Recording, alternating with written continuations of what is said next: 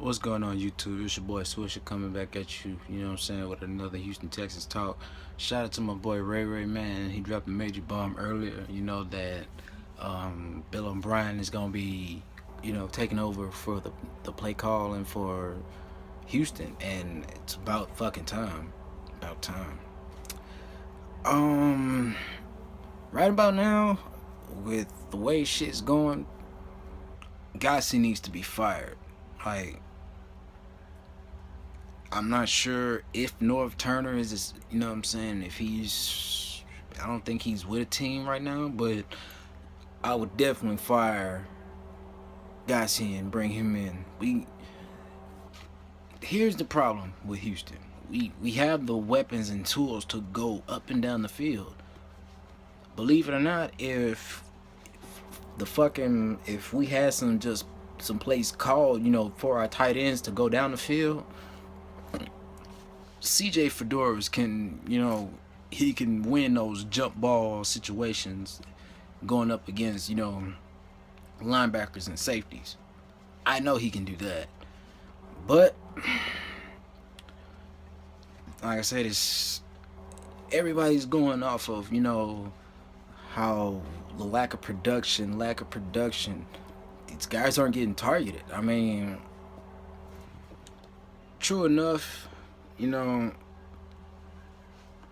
certain, like, I'm not gonna say in certain situations, but certain plays and certain routes, yes, the tight end should, get a little separation here and there.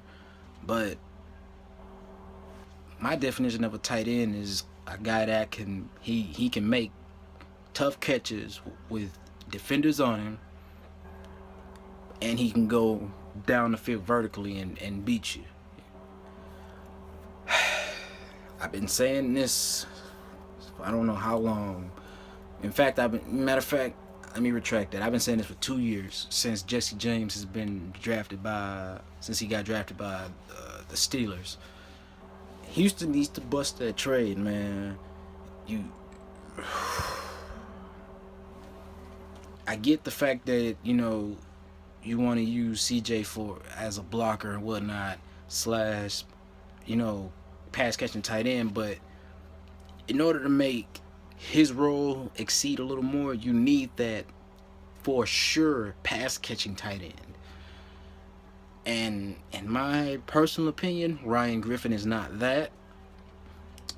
Steven Anderson is okay, but against a good game plan and upper echelon talent, it's a little rough for the young guy, and that's to be expected, because he's young. That's to be expected. But overall, man, we gotta bust a move somewhere.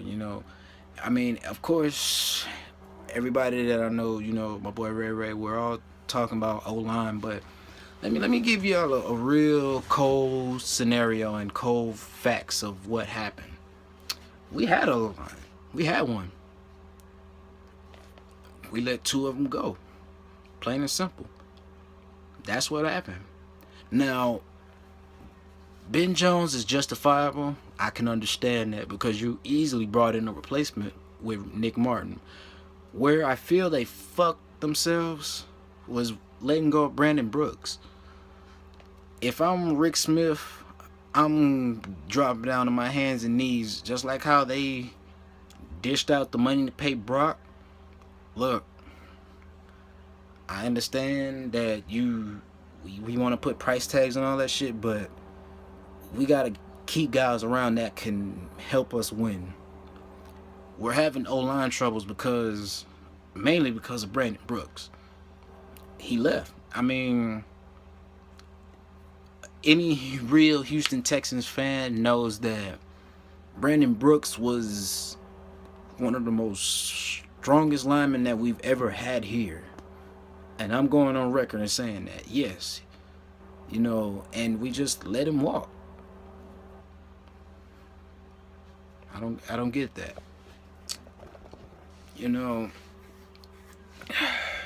Like I said, Ben Jones was justifiable because you went and brought in Nick Martin. You went and you signed Ray Allen. I'm not Allen, but I can't remember his first name. But Jeff Allen, yeah, there it goes. You know, you bring in him now. Think about this for a second. Just think about this scenario for a second. We keep Brooks. We let Jones go. We draft Nick. We sign Allen. We bring in Brock, and we also bring in Miller. Mind you, yes, that is a hefty price tag on Mr. McNair, but after all the money that the Texans have made him over the years, he shouldn't be hurting over this. Over there, he wouldn't be hurting over that. I can guarantee you, his cigars cost more than would have been more than that salary right there. And I'm probably not I'm not bullshitting. You know, we made that happen. Now we have major continuity and stability and depth at the line. Versus what we're having to do now. We're scrambling. We're hoping that Dwayne Brown comes back, you know, healthy. You know, they're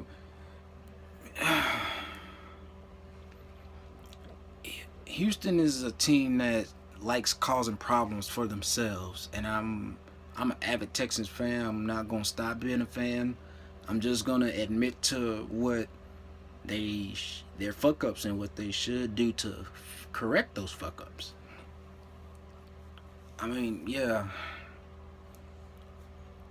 I definitely agree with my boy Ray, man. We gotta fortify our line. We do. But in my personal opinion, this all dictates, you know, this all depends on how the draft process goes with, you know, and free agency as well. This upcoming free agency, I'm definitely, if I'm Rick Smith, I'm going out and I'm signing a decent tackle, you know. Bam, you got that out of the way. And mind you, the salary cap is increasing, so for all y'all that are saying, oh, we're not gonna have any money to do anything, kill that shit, because the salary cap is going all the way up. No, I'm just kidding. I was just making a joke out of that. But it's going up, you know what I'm saying? So they're going to have some money to play with, you know, to bring in more guys, bring in more talent.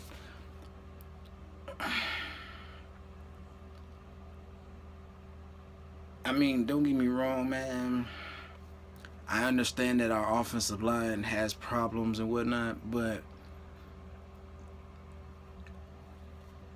Peyton Manning and I hate having to go back to an AFC South rival, because I'm not gonna lie, Peyton's line was good, but it also was abysmal at times, and because of Peyton Manning and his cerebral of the game, he was able to cover up for his offensive line woes. This is what I feel needs to happen with Brock. Simplify this shit, man. Simplify. You just simplify the fucking offense. It proved that it worked last year. You was trying to get all complicated early on, and we started off 2-5. You started simplifying shit, and we go 7-2 down the stretch, and you know what I'm saying, the rest is history. Gotta simplify this shit, man, because it seems like it's too much for Brock. And like I said, just simplifying it, you know, instead of making it a 1-2 read,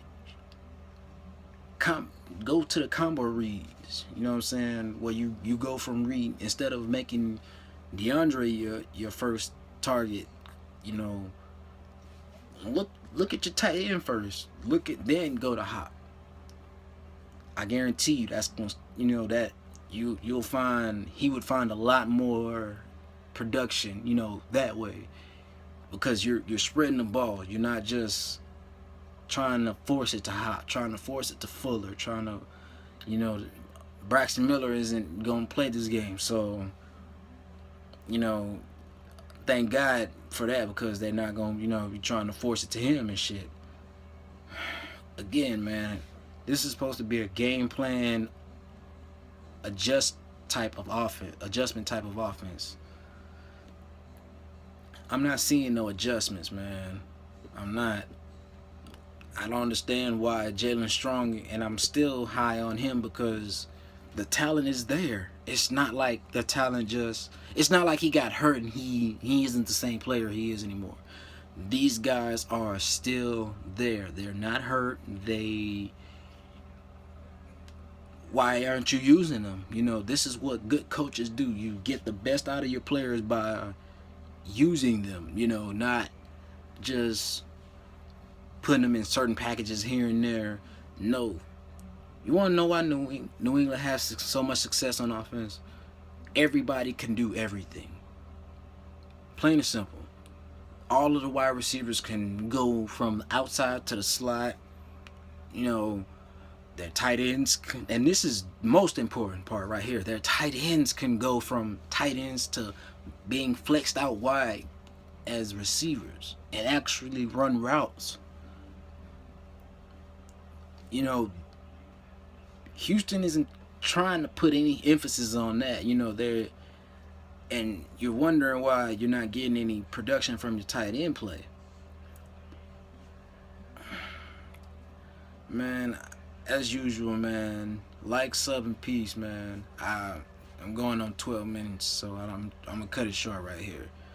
Again, shout out to my boy Ray and my boy LaFlame.